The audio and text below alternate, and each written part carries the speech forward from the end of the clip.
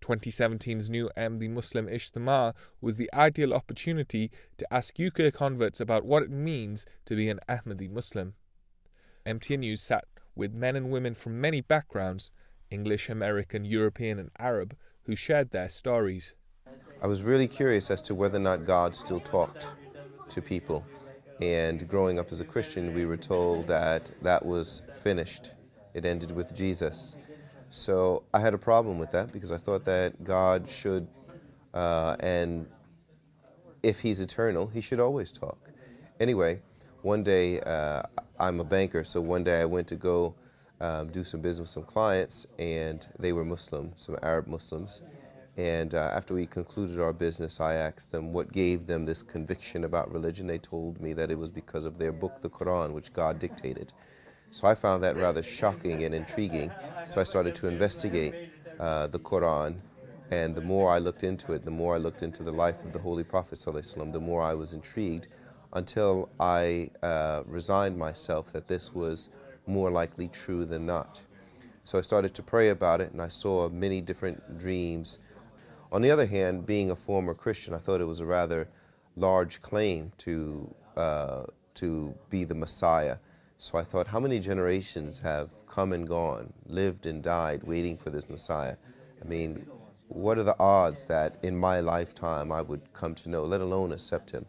So I went home and I prayed about it, and while walking down the street, incidentally, and I thought, oh God, if this man is true, because I've been running around using the knowledge that I've learned from his books. So if he's true, then help me understand it. And if he's not, cause these people in this community to move away from me. But don't let me be a hypocrite. And so I went home and fell asleep on the couch. And I was only asleep for a few moments where a sound like a low plane flying overhead, or like very powerful thunder, said to me, number one, preach there is none worthy of worship save Allah. And number two, preach there is none worthy of worship save Allah. And it was so powerful, it felt like whatever this voice was had my soul in the grip. Like I couldn't tell if I was alive or dead. Anyway, that had to have been the most powerful spiritual experience I had ever gone through. And when I recovered from that, which is probably the best way to describe it, when I recovered from that experience, there was no doubt in any part of my mind or my heart that Jamaat Ahmadiyya was true. Hamza Saab is far from the only person to be guided to Ahmadiyyat by true dreams and spiritual experiences. Alhamdulillah, I saw many dreams which really give me a power.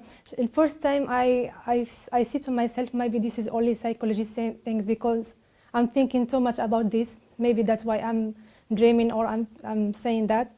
But Alhamdulillah, I feel I'm like someone telling me, or someone holding my hand and telling me, Amina, you have to follow this Jamaat or these people. So Alhamdulillah, after 2 years for reading books and researching, I did my bayat. For the new Ahmadis, even after conversion, their spiritual progress continues. I was feeling very distant from Allah because I'd had my whole summer to study Islam and get immersed in the books and whatnot. But then I went back to university, and studies take up a huge amount of time. So I said to Allah that I'm new to this. You've guided me to your faith, but I need some extra help now. And that night, Hazur came to me in a dream and told me that you need to read Revelation, Rationality, Knowledge and Truth by the Fourth Caliph. Reading this got me back on track, and it was something that I could do whilst I had my studies going. And it was something which, because I study science, didn't make the scientific field of thought interfere or cause too much doubt in my faith as well. Even the oldest converts, in their 70s, are still excited to start building their relationship with the Caliph of the Ahmadiyya Muslim community, Hazrat Mirza Masroor Ahmad.